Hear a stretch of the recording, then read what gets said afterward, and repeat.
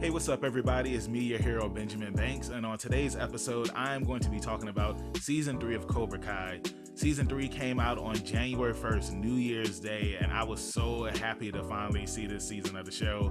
I started watching Seasons 1 and 2 last year when they aired on Netflix, and man, all I can say is that it's such an amazing show, and I'm happy that Season 3 is finally out.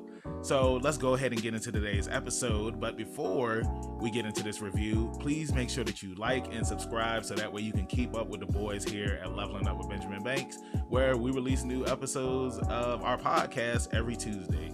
So let's go ahead and get into today's episode. I've been waiting for Season 3 to drop.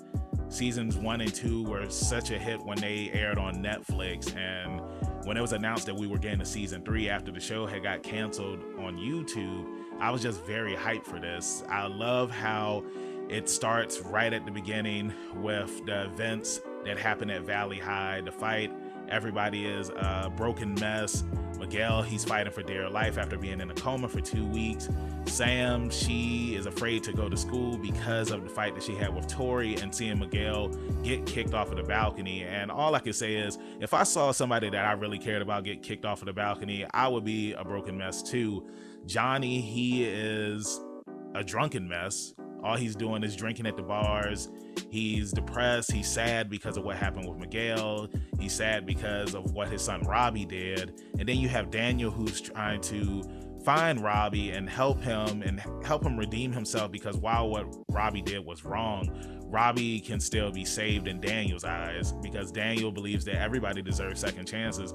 Even when you look at Johnny and his relationship, there's been plenty of times where Daniel has given Johnny chance after chance after all of the stuff that he's done in Season 1 and Season 2. I mean, who can forget? You had a giant ding-a-ling drawn on a billboard next to Daniel, so I can understand why he would be pissed off back then. But yeah, like I said, he gave Johnny a second chance, and he even gave him a charger that got destroyed. So back to Season 3, one of the things that I love, like I was just mentioning with Johnny and Daniel, is their relationship. I love how in each season it starts off bad, but then it gets good, then it starts off bad, it gets good. It's kind of like a game of cat and mouse, where it's like, when are we gonna see these guys just finally put their differences aside and start working together?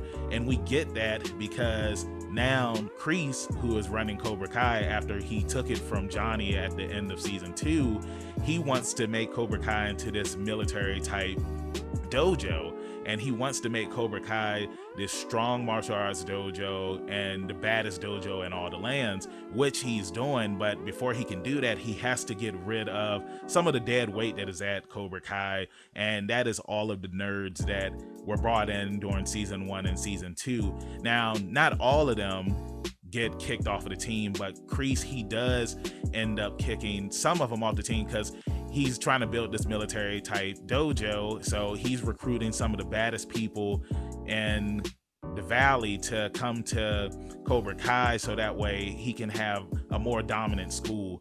One of the things that I love about this season is we get the backstory on Kreese and how he becomes the man that we all hate today.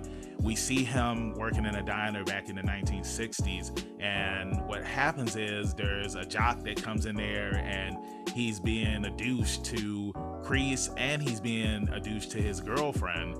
And what he's doing is he's bullying Kreese. He trips him while he's busting tables and whatnot, and this just makes Kreese a laughingstock. And we find out that Kreese's mom, she ended up committing suicide, so it's like people look at him like he's a freak. And what ends up happening is, as the day progresses, Kreese, he's going out to take out the trash, and he sees the jock in the alleyway behind the restaurant with his girlfriend and with one of his friends, and he's being very disrespectful, and he ends up smacking her. And Kreese, he ends up breaking out martial arts and whooping the jock's ass, and he ends up getting the girl. So it's crazy because when I see this Kreese, it's like I like him. It's like, you know, he's honorable, he's doing the right thing, and because of all of this, he sees a pamphlet while he's working in the restaurant earlier before he goes out back, and it's a pamphlet to join the army, and he ends up joining the army. He leaves the girl, And we see a little bit of his army life as he's in Vietnam. We meet his friends. We meet, man, I can't remember the guy's name from the Karate Kid 3. I can't remember his name, but we see a younger version of him. And Kreese's commanding officer, he is a martial artist, and him and Kreese, they kind of have a spar. They go back and forth, and we see that when it comes to making the tough call while they're out on the battlefield, Kreese, he can't do it because he doesn't want his friend to die after his commanding officer says, yo, go ahead and blow up the base. We also find out that the commanding officer, he doesn't let Kreese know that his girlfriend ended up getting killed in a car accident, and he didn't want Kreese to know because he wanted Kreese to be on his A game on the battlefield. But after they get captured and the Vietnamese soldiers have them fight each other to the death, they're fighting over a Cobra pit, and I'm just like, so that's where Cobra Kai comes from. And Kreese is sitting here fighting his commander after the commanding officer had told him what happened to his girlfriend to get into his head so that way he wouldn't die. And what ends up happening is the USA, America, they show up, and while the commanding officer is holding onto the ledge, he's just like, all right, Kreese, pull me up. And then Kreese is just like, nah, strike first, strike hard, no mercy. And that's how Cobra Kai is born. And I can't remember his friend's name, but it's the guy from the Karate Kid 3 that tells him, if you need anything, just let me know. I believe that that's him, because then at the end of the episode, yeah, it is him, because at the end of the episode, he ends up giving him a call. So I'm assuming that we're gonna see that guy in season 4 of Cobra Kai, and I'm looking forward to that. So Daniel travels to Japan to make a deal with Doyana after learning that his rival Tom Cole has struck a deal with them so that way that only his dealership will be getting Japanese imports and the LaRusso dealership won't be able to get any anymore. Daniel gets there, they don't want to do business with him. So while he's in Japan, why not go on an adventure? He goes and he explores Mr. Miyagi's old hometown, Okinawa, and when he gets there, he's reminiscing about all of the memories and stuff that he did from the Karate Kid 2. And when he arrives to Okinawa, he sees that the area that he once visited is now a tourist shopping mall. But while he's there, he also runs into his old flame from the Karate Kid 2, Kumiko, and they catch up, they reminisce on old times. And I love one of the things that she says about if Facebook and Instagram was a thing back in the day, that they could have kept in touch with each other. And who knows, Daniel and Kumiko, they could have possibly ended up getting married. I'm going to keep that fan fiction in my head that they did end up getting married in a different universe, and the Cobra Kai series is set in a different universe, but that's just my theory that I'm going to go with. So while he's there, he also runs into his old rival from that movie, Chosen. And Chosen, when he first sees Daniel, you would think that they're going to have another fight to the death like they did from the Karate Kid 2, but Chosen actually bows to Daniel, and then he goes on to let Daniel know that his master and Mr. Miyagi were related, and like they're all under this one giant tree. So they end up having a sparring match later on, and Chosen shows Daniel some of the Miyagi-Do ways. I don't know if I think Miyagi-Do is just a thing in America. I can't remember what it's called in Japan, but he teaches him some of the other ways of Miyagi-Do, and he also shows that there are offensive maneuvers that you can use along with the defensive maneuvers, and you can target pressure points to take down people without actually, physically harming them, unless you have to physically harm them. So Daniel and Chosen, they become friends, they bow to one another. Daniel, he sees Kumiko one more time before he leaves to come back to America, and while he runs into her, he also runs into another familiar face, Yuna, which is the girl that he saves in the Karate Kid 2 from the typhoon. And she is the vice sales president at Doyana, and she's like, well, look, you saved me, I'm gonna save you, you have nothing to worry about, I'm going to still be sending cars your way. And Daniel heads back to America, happy. He also learns some more stuff about Mr. Miyagi. He reads a letter from Mr. Miyagi while he's hanging out with Kumiko. And like I said, it was just a good throwback to see characters from the Karate Kid too. And that's one of the things that I love about this show, is that all of the characters from the previous Karate Kid series and movies and stuff, except the next Karate Kid, make appearances in this. Now, who knows? I mean, we might see an appearance of the girl from the next Karate Kid. Even though I don't remember her name, I do remember watching that movie when I was younger, but I really don't remember anything about it. We explored the relationship even further between Daniel and Johnny as they have to work together and try and find Robbie, who is on the run after what he did to Miguel by kicking him off the balcony at the school. And Daniel believes that Robbie does deserve redemption and that he can be saved. And because of this, he wants to get help from no other than his former rival, Johnny Lawrence. And they go on kind of a adventure to find Robbie, and they keep on having loose ends where they can't find him until they do find the van that Robbie had stole from Daniel's dealership, and somebody else had stole the van off of Robbie.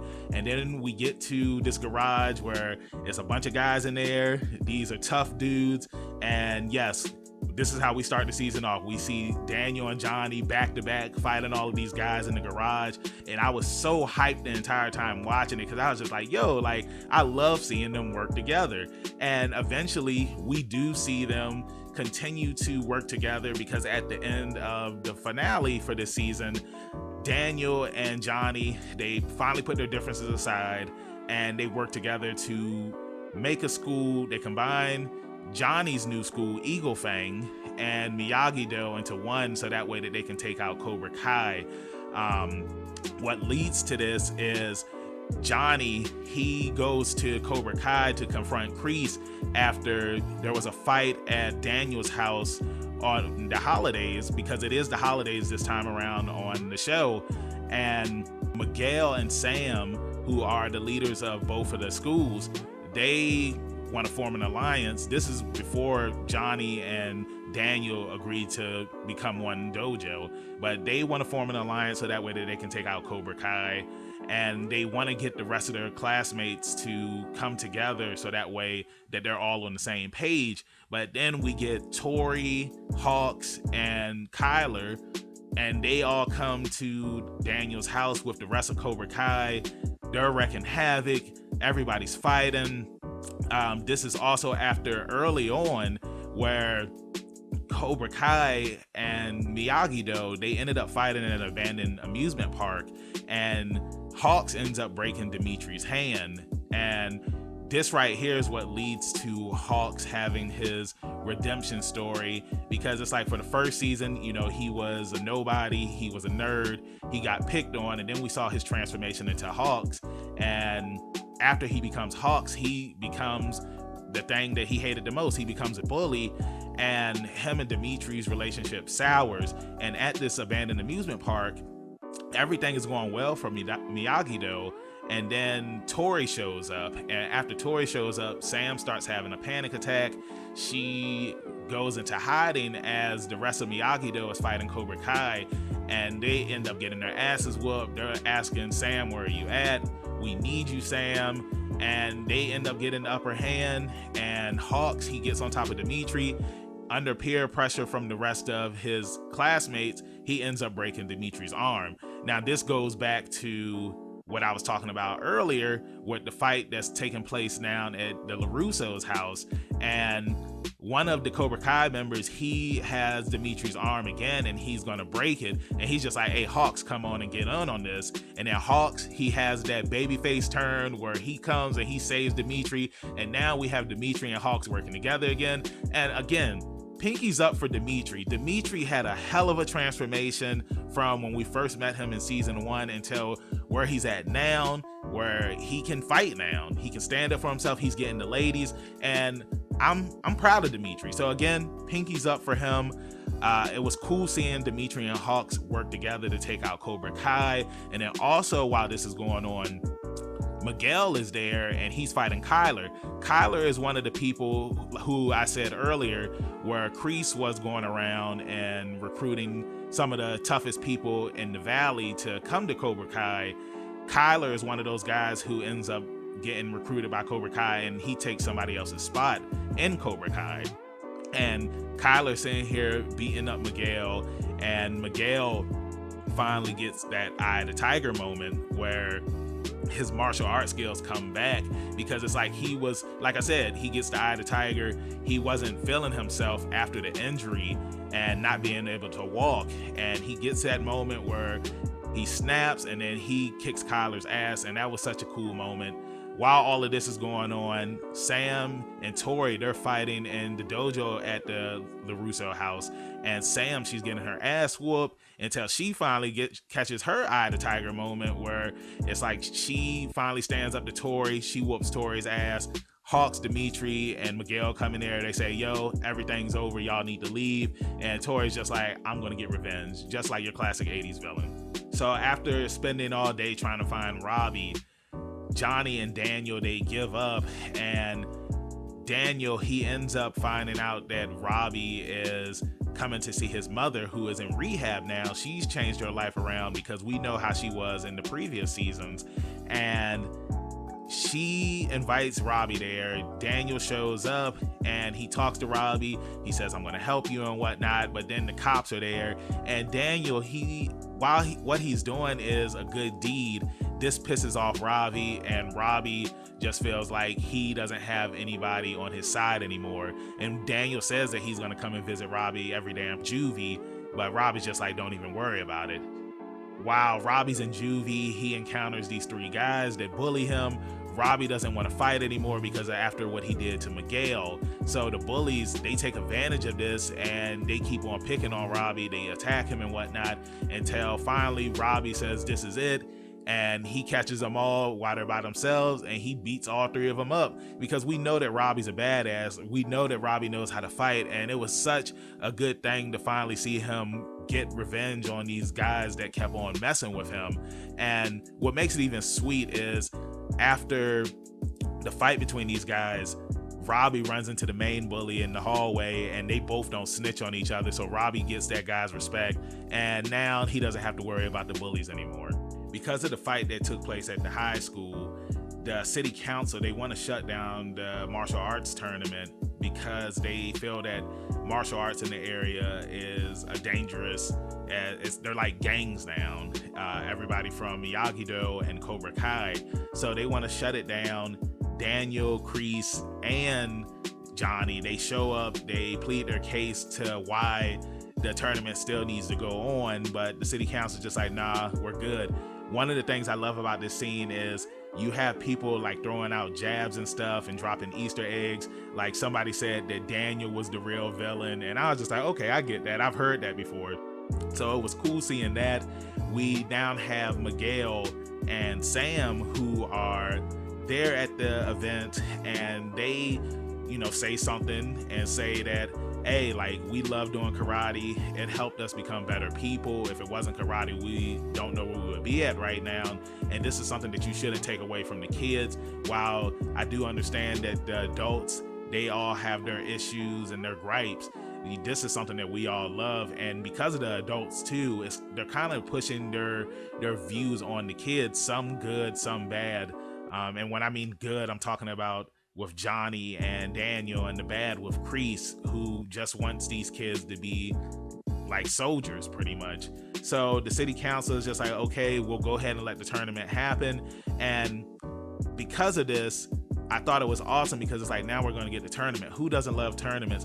If you're into anime, you know that in anime, the tournaments are always the best part because everything's going to go down. And that's one of the things that I love about this. If there's a tournament in something, I'm going to love it. The tournament in season 1 was awesome. The fights were awesome. I'm mad I can't remember the one chick's name, but she doesn't return. She was a badass in season 1. I'm mad I can't remember her name. It was Sam's best friend with the glasses. I hope that she returns for season 4 because I thought that she was cool. But yeah, I just think that it's cool with the growth that all of the characters have had, especially with my boy Dimitri. with my boy Miguel, like especially with Miguel, like seeing his journey from the first time that we see him in the first episode to right now. I'm happy that he was able to get out of the coma. I'm happy that he has a master with Johnny who helped him walk again, because it was like pretty much it's like Miguel's mom Carmen, she thought that Miguel wasn't going to be able to walk again, and Johnny did everything in his power to help Miguel get his feet moving and helping him walk again. So that was cool right there. Like again, I said, I just love the growth and development of all of the characters on the show, because I feel like everybody has their issues that they're going through, and they have to overcome these issues in order to become stronger and better people. And like I said, with conquering your issues, Sam, she had to conquer the panic attacks that she was having because of Tori. She was afraid of Tori. Tori hurt her. Tori put three scars on her arm. You know what I'm saying? She was afraid to go to school. The only thing that she thought about was what happened to Miguel and then what happened to her. So I'm happy that they do end up fighting. She ends up getting the eye of the tiger back, and she ends up standing up to Tori. So let's talk about Johnny's love life. I'm so happy that he finally got to meet Allie after she was on his mind for these past 2 seasons. They finally meet after he learns how to use social media, and with the help of Miguel, before he makes himself look like an idiot by sending her a novel after she asks how he's been. And then we also have him hook up with Carmen. This is something that's been going on now for the past 2 seasons, where there have been feelings there. It's been on and off, but it finally happens after Johnny helps Miguel and is just there for him the entire time to help him recuperate and recover from his injury that he's had. So I was happy about this. Johnny deserves love. Johnny deserves happiness.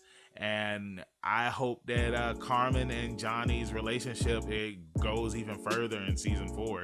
And I hope that we see Allie again too. I'm happy that she did come back. I'm happy that, you know, she was the reason why Johnny and Daniel kind of, you know, started patching things up. It's like they needed her there. She was the glue that helped bring them together. So I hope that we see her again on season 4 as well.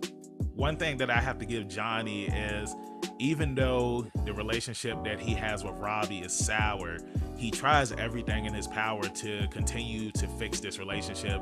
And this has been something that we've been seeing since the first season. And even in this season, after Robbie gets locked up in juvie, Johnny, he tries to be there for him. But again, Johnny messes up because he puts Miguel first in certain situations. And like, that's one thing right there that pisses Robbie off.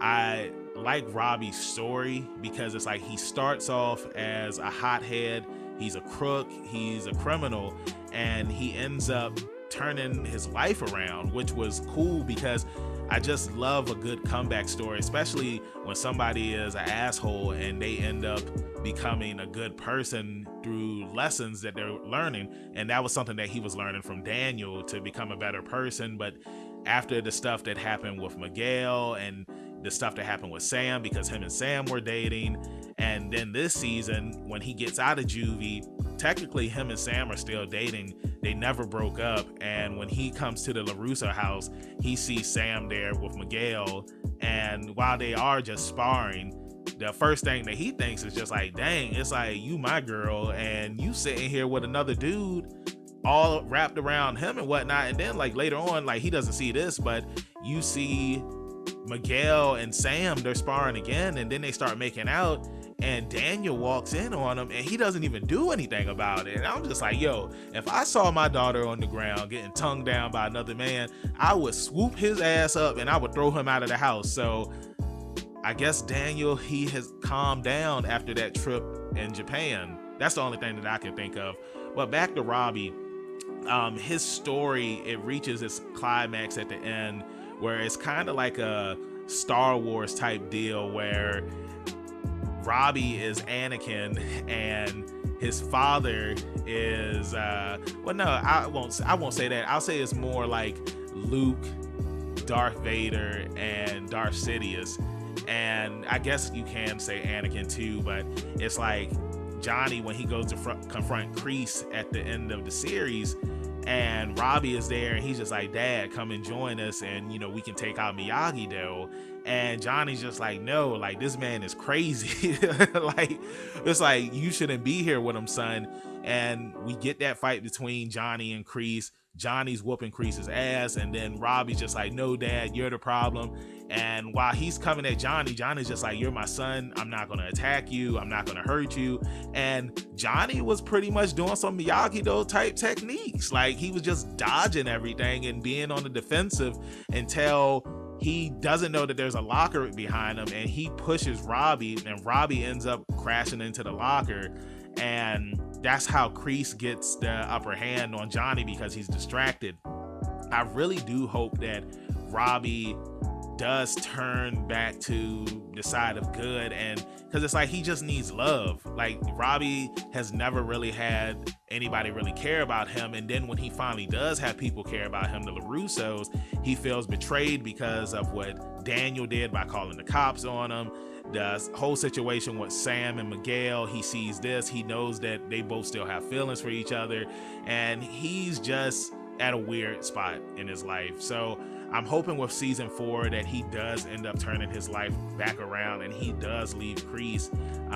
Same thing with Tori too.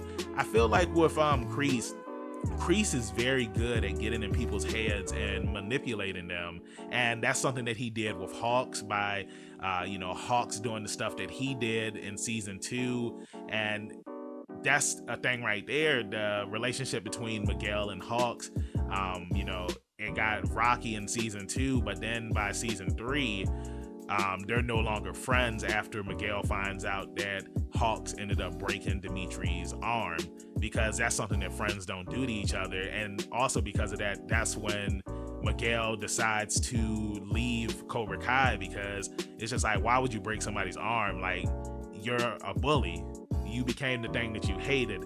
And I just love that Hawks, because of these things, and Hawk seeing the way and direction that Cobra Kai is going, he's just like, this is something that I can't keep on doing. He's starting to question himself. He's starting to question what Cobra Kai is all about, because Kreese is trying to make it into this military type school, and Hawks isn't for that. And with that being said, that's the end of the review. I highly recommend everybody watching season 3 of Cobra Kai if they haven't already. If you have watched it, please tell me in the comments what some of your favorite moments was from this season, and tell me what you're looking for in season 4. One of the things that I'm hoping that we can see more of is, like, I would love to see some more character development on some of the background characters. Now, Chris is a guy in season 2 who was introduced, and he was more of a background character. He had a few roles, but I feel like his role was kind of elevated this season, and it was probably because the one chick wasn't there from season 1 and season 2. I do wonder if she comes back, if she's going to be a part of Miyagi-Do. I would hope so, because her and Samantha are best friends. One other thing that I really loved about this season is the wrestling references that were dropped. There were a couple times where one of the guys at Cobra Kai, he did the "You Can't See Me." They made references to Chris Jericho and a couple of other wrestlers, so I thought that was really cool too. Something else that I'm hoping that we see in season 4 is, I hope that the tournament gets 2 episodes. I want these fights to be long and drawn out, because again, like I said earlier, I love tournaments and stuff, so that's something that I'm really looking forward to. I'm hoping to see more characters from the Karate Kid movies make appearances in season 4. I think that would be cool as well. But yeah, like I said, just let me know in the comments how you felt about this season. Let me know what you're looking forward to, and again, make sure that you like and subscribe. Make sure that you check out the Leveling Up with Benjamin Banks podcast, where we release new episodes every Tuesday. And give us a follow. Follow our social media accounts. You can follow me, your hero Benjamin Banks, at KingBenji_Banks on Twitter and Instagram. And you can find me on Facebook by typing in Benjamin Banks. I should be the first person that pops up. If not, I need to contact Mr. Zuckerberg and get that fixed. And follow all of the Leveling Up with Benjamin Banks social media accounts at Leveling Up Banks. That's on Facebook, Twitter, and Instagram. And if you're feeling generous and would like to donate to your boys, we have a Patreon, and you can donate to at Leveling Up Banks. With that being said, I hope that everybody has a good day. Remember to always keep your pinkies up, and we'll see you next time. Peace.